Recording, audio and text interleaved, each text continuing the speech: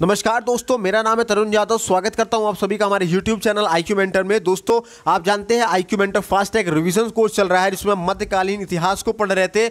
मध्यकालीन इतिहास में सल्तनत के विघटन के अंतर्गत पिछले वीडियो में हमने सैयद वंश के बारे में पढ़ा था और आज की इस वीडियो में हम पढ़ेंगे लोधी वंश के बारे में। दोस्तों, ये वीडियो आपकी UPSI, UPSC, NDS, CDS, SSC, railways in सभी एग्जाम्स के लिए बहुत ज़्यादा इंपॉर्टेंट होने वाला है। इस वीडियो को हमने बहुत कॉम्पैक्ट करने की कोशिश की है। हमने केवल उन्हीं पॉइंट्स को उठाया है जो आपके एग्जामिनेशन पॉइंट ऑफ व्यू से इंपॉर्टेंट है। तो इस वीडियो की हर एक लाइन को नोट करते हुए चलिएगा। हर एक लाइन, हर एक वर्ड बहुत ज़्यादा इंपॉर्टेंट है और इस वीडियो को देखने के बाद आप क्वेश्चन पेपर सॉल्व करके देख लीजिएगा, खुद को एनालिसिस कर लीजिएगा। आपसे एक भी क्वेश्चन नहीं छूटने वाला है। तो ये वीडियो बहुत ही ज़्यादा इंपॉर्टेंट है, हर एक लाइन इंपॉर्टेंट है। मैं फिर से बता रहा हूँ आपको। बिना टाइम वेस्ट किए शुरुआत करते हैं आज के सेशन की। तो चलिए देखते हैं। तो दोस्तों, दिल्ली सल्तनत का अंतिम राजवंश यही हमारा लोधी वंश था। सैयद वंश का अंत करके बहलोल लोधी 1451 ईस्वी में लोधी वंश की दिल्ली सल्तनत में स्थापना किया करता है और 1451 में ही दिल्ली के अमीरों ने सरहिंद के सूबेदार, जिसका नाम बहलोल लोधी था, बहलोल लोधी को आमंत्रित करते हैं और आमंत्रित करके दिल्ली के सिंहासन पर बिठा दिया करते हैं। और लोधी की अगर बात करें तो लोधी दोस्तों तुर्क से ना होकर के बल्कि वो अफगान का था, अफगान का मूल निवासी था। अब लोधी वंश की बात की है तो पहले हम जानेंगे क्रम से इनमें कौन कौन से शासक हुए, उनके शासनकाल क्या था, क्योंकि एग्जामिनेशन में डायरेक्टली क्रम मिलाने के लिए क्वेश्चन दे दिया जाता है। तो लोधी वंश का जो शासक, पहला शासक था, उसका नाम था बहलोल लोधी, जिसका शासनकाल 1451 से 1489 तक था। दूसरा बनता है जो वो है सिकंदर लोधी, जिसका शासनकाल 1489 से 1517 तक रहता है। और तीसरा होता है हमारा इब्राहिम लोधी, जिसका शासनकाल 1507 से 1526 ईस्वी तक होता है। तो शुरुआत करते हैं हम लोग बहलोल लोधी से। तो बहलोल लोधी की अगर हम बात करें तो इसकी स्क्रीन जो है, स्क्रीन पे आप इसकी तस्वीर देख पा रहे हैं सुल्तान बहलोल लोधी की, और इसके बारे में थोड़ा सा आप डिटेल से जानने की कोशिश करेंगे।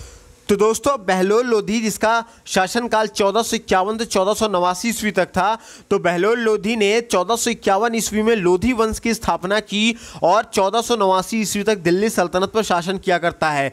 सैयद वंश के अंतिम शासक, जिसका नाम आलम शाह था, आलम शाह ने बहलोल लोधी के पक्ष में दिल्ली सल्तनत के सिंहासन पर स्वेच्छा से त्याग दिया।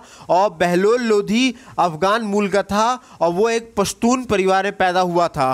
बहलोल लोधी सैयद वंश के मोहम्मद शाह के शासनकाल के दौरान सरहिंद का राज्यपाल था, जो वर्तमान में पंजाब के फतेहगढ़ साहिब में स्थित है। ठीक है दोस्तों। और बहलोल लोधी ने दिल्ली सल्तनत में बैठने के बाद बहलोल शाह गाजी की उपाधि ली। उसने सरहिंद के एक हिंदू सुनार की बेटी से शादी भी की। और दोस्तों, बहलोल लोधी ने सल्तनत को संगठित करने का भी बहुत प्रयत्न किया करता है और उसने जौनपुर पर आक्रमण करके जो शर्की शासक थे, शर्की शासक को पराजित कर देता है और उनके साम्राज्य को अपने अधीन कर लिया करता है। अब बहलोल लोधी की अगर हम मृत्यु की बात करें दोस्तों, तो बहलोल लोधी की मृत्यु 1489 ईस्वी में मृत्यु हुआ करती है। उसकी मृत्यु के बाद उसका पुत्र, जिसका नाम सिकंदर लोधी रहता है, सिकंदर लोधी दिल्ली की सिंहासन पर बैठा करता है। देन दोस्तों, सिकंदर लोधी की एक तस्वीर है जो आप अपने स्क्रीन पे देख पा रहे हैं, जिनका शासनकाल यहाँ पे मेंशन है। अब थोड़ा सा सिकंदर लोधी के बारे में थोड़ा डिटेल से हम लोग जानने की कोशिश करते हैं। तो सिकंदर लोधी जिसका शासनकाल रहता है 1489 से 1517 तक, तो 1489 ईस्वी में बहलोल लोधी की मृत्यु के बाद सिकंदर लोधी दिल्ली सल्तनत का उत्तराधिकारी हो जाता है और लोधी वंश के दूसरे शासक बना करता है। उसके बचपन का नाम निजाम खां था, लेकिन सत्ता संभालने के बाद उसने अपना नाम सुल्तान सिकंदर शाह रख दिया, जो बाद में सिकंदर लोधी के नाम से प्रसिद्ध हुआ। और उन्होंने 1489 ईस्वी से 1517 ईस्वी तक दिल्ली सल्तनत पर शासन किया। और सिकंदर लोधी बहलोल लोधी का दूसरा पुत्र था और बारबक शाह बहलोल लोधी का सबसे बड़ा पुत्र था और ये जौनपुर का दोस्तों वायसराय था। और दोस्तों 1504 ईस्वी में अपनी राजधानी सिकंदर लोधी अपनी राजधानी को हटा करके नए नगर की स्थापना किया करता है, जिसको आज वर्तमान में हम लोग आगरा के नाम से जाना करते हैं। इसके अलावा सिकंदर लोधी की साहित्य के प्रति बहुत ज़्यादा विशेष रुचि थी और उसने अपने शासनकाल में कई सारे ग्रंथों का फारसी में अनुवाद कराया था। किस भाषा में करवाया था? फारसी में अनुवाद कराया था दोस्तों। और जिसमें एक आयुर्वेद ग्रंथ था जिसका नाम था फरहंगे सिकंदरी। क्या नाम था? फरहंगे सिकंदरी रखा और वह स्वयं भी गुलरुखी उपनाम से कविता लिखा करता था। किस नाम से? गुलरुखी उपनाम से। और उसने राज्य की आर्थिक दशा को सुधारने के लिए सभी वस्तुओं का मूल्य नियंत्रण किया और राजस्व को बढ़ाने के लिए उसने क्या किया कि जमीन के नाप का एक पैमाना और या आप कह सकते हैं भू राजस्व को वो निर्धारित किया करता है।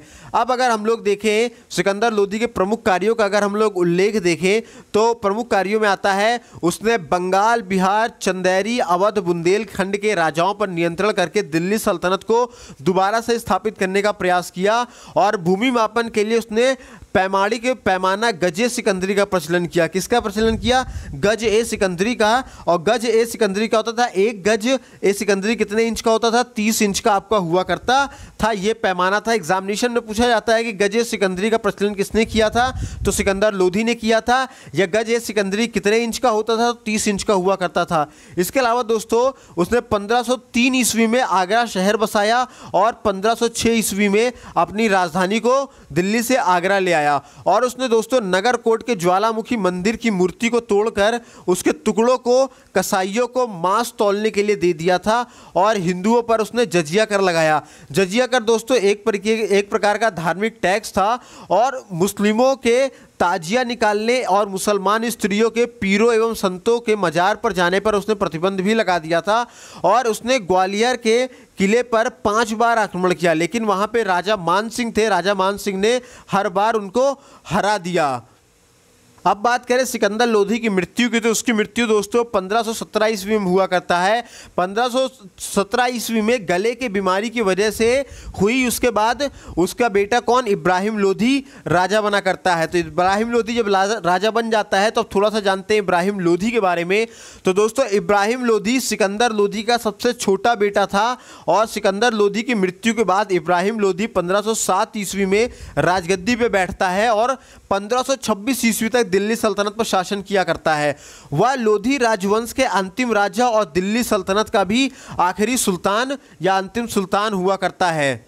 अब दोस्तों आपने स्क्रीन पे सुल्तान इब्राहिम लोधी की आप एक छोटी सी तस्वीर आप देख पा रहे हैं और इसमें शासनकाल भी लिखा हुआ है इनको 1517 ईस्वी में। अगर इब्राहिम लोधी, ये माफ़ कीजिएगा, हम ये इब्राहिम लोधी के बारे में ही अगर इनके शासनकाल या इनके कार्यों का हम बारे में जान तो उनके बारे में कहा जाता है कि वह एक साहसी राजा थे। उनके शासनकाल में बहुत से विद्रोह हुआ करते हैं। जौनपुर अवध में विद्रोह का नेतृत्व दरिया खान करता है और दौलत खान ने पंजाब में विद्रोह किया करता है। इसके अलावा खतौली की लड़ाई 1518 ईस्वी में राणा सांगा के हाथों इनको पराजित भी होना पड़ता है और उनके जमींदार और चाचा जिनका नाम आलम खां था, ये दोनों जमींदार और आलम खान दोनों काबुल चले आया करते हैं और काबुल जाने के बाद वहाँ को बाबर को भारत पर हमला करने का निमंत्रण दिया करते हैं, न्योता दिया करते हैं। और इसी के परिणाम स्वरूप बाबर जब भारत आया करता है तो आने के बाद पानीपत का प्रथम युद्ध हुआ करता है। पानीपत का प्रथम युद्ध 21 अप्रैल 1526 ईस्वी को बाबर और इब्राहिम लोधी के मध्य हुआ करता है। अच्छा, ये एग्जामिनेशन पॉइंट ऑफ व्यू से इंपॉर्टेंट है। पानीपत का प्रथम युद्ध कब होता है? 21 अप्रैल 1526 ईस्वी में। किनके बीच होता है? बाबर और इब्राहिम लोधी के बीच हुआ करता है। और कौन हारता है इसमें? इसमें इब्राहिम लोधी हार जाया करता है। अब दोस्तों अगर इब्राहिम लोधी की मृत्यु की हम बात करें तो जैसे ही इब्राहिम लोधी सिंहासन पर बैठा करते हैं तो सुल्तान और अफगान के जो सरदार होते हैं उनके मध्य क्या होता है? एक संघर्ष उत्पन्न हो जाया करता है और अफगान सरदार सुल्तान की शक्तिशाली स्थिति से प्रसन्न बिल्कुल नहीं थे। इसलिए उन्होंने क्या किया? इब्राहिम लोधी के खिलाफ एक षड्यंत्र को रचा करता है और उस षड्यंत्रकारी अफगान सरदारों ने मदद से काबुल के शासक बाबर ने इब्राहिम लोधी को पानीपत के मैदान 1526 ईस्वी में पराजित कर दिया करते हैं और इस युद्ध में इब्राहिम लोधी मारा जाता है और भारत में लोधी वंश के साथ साथ दिल्ली सल्तनत का भी अंत हो जाया करता है। तो यहाँ पे जो सन आप देख रहे हैं, बाबर ने पानीपत के प्रथम युद्ध में 21 अप्रैल 1526 ईस्वी में पराजित कर दिया करते हैं इब्राहिम लोधी को और पराजित करके उनको मार दिया करते हैं और आगरा तथा दिल्ली की गद्दी पर अपना अधिकार कर लिया करता है। ठीक है दोस्तों। और इसके अलावा दोस्तों 1526 ईस्वी में पानीपत की लड़ाई के बाद बाबर ने मुगल वंश की नींव रखी और लगभग 500 सालों तक भारत पर राज किया। इस तरह दिल्ली सल्तनत का अंत हो जाता है और यहीं से आपका मुगल साम्राज्य शुरू हो जाता है। यहाँ से भी देखिए क्वेश्चन निकल आया है सामने कि मुगल साम्राज्य की नींव किसने डाली? तो मुगल साम्राज्य की दोस्तों नींव डालने वाला कौन था? काबुल के शासक रहते हैं। और काबुल के शासक का नाम क्या होता है दोस्तों? तो उनका नाम होता है बाबर, जिनको इंग्लिश में हम लोग बाबर के नाम से लिखा करते हैं, BABUR के नाम से लिखा करते हैं। इन्होंने ही मुगल वंश की नींव डाली। अब यहीं से क्या होता है, जब मुगल वंश की नींव डलती है, यहीं से क्या होता है, सल्तनत काल एकदम पूरी तरह से ख़त्म हो जाता है। जो दिल्ली में सल्तनत काल अभी तक 300 वर्षों से लगभग चला आ रहा था, इसका पूरी तरीके से अंत हो जाया करता है और यहीं से नए वंश की स्थापना होती है। इसको हम लोग क्या बोलते हैं? मुगल वंश बोला करते हैं। अगर हम लोग दिल्ली सल्तनत के अगर पतन के कारणों को अगर हम पढ़ें तो NCERT की ये एक छोटी सी तस्वीर आप देख पा रहे हैं। ये तस्वीर जो हमने निकाली है ये NCERT के बुक से हमने निकाला है और NCERT के बुक का ही ये डेटा हम आपको दे रहे हैं कि दिल्ली सल्तनत में उत्तराधिकारी के नियम का अभाव था और शासक की मृत्यु हो जाने के बाद उस राज परिवार में सत्ता के लिए संघर्ष प्रारंभ हो जाता था और इस प्रकार के आपसी संघर्ष ने आपसी विश्वास की भावना को कम कर दिया, जो आगे चलकर सल्तनत के पतन का कारण बना करता है। इसके अलावा अलाउद्दीन खिलजी तथा मोहम्मद बिन तुगलक ने दिल्ली सल्तनत को सुदूर दक्षिण तक पहुंचाया और दिल्ली से अत्यधिक दूरी होने के कारण इन पर नियंत्रण रखना संभव नहीं हो पा रहा था और तैमूर के आक्रमण ने दिल्ली सल्तनत की शक्ति को कमजोर कर दिया था, जिससे अधीनस्थ राज्य स्वतंत्र होने लगे थे, मतलब जो राज्य उनके अधीन थे वो फ्री होने लगे थे। इसके अलावा अगर हम लोग टाइम मैप को अगर हम लोग देखें तो इस टाइम मैप को अगर एनालिसिस करने की कोशिश की जाए तो ये भी NCERT का ही दिया हुआ डेटा है, जो सल्तनत काल के हमें टाइम मैप बताया करता है। बताता है कि पहले इसमें गुलाम वंश होते हैं, फिर खिलजी वंश आया करते हैं, फिर तुगलक वंश आते हैं, फिर सैयद वंश आते हैं, फिर लोधी वंश आते हैं, जिनका समय भी दिया हुआ है कि गुलाम वंश 1206 ईस्वी से 1290 ईस्वी तक रहते हैं और खिलजी वंश फिर 1290 से 1320 ईस्वी तक रहते हैं और फिर तुगलक वंश आता है जो 1320 से लगभग आपके 1412 ईस्वी तक या 1414 ईस्वी तक शासन किया करते हैं। और फिर उसके बाद तुगलक वंश के बाद हमारा आ जाते हैं सैयद वंश। जो सैयद वंश हैं वो आपके 1412 से लेकर के 1451 ईस्वी तक शासन किया करते हैं। और जब सैयद वंश के बाद आते हैं हमारे लोधी वंश।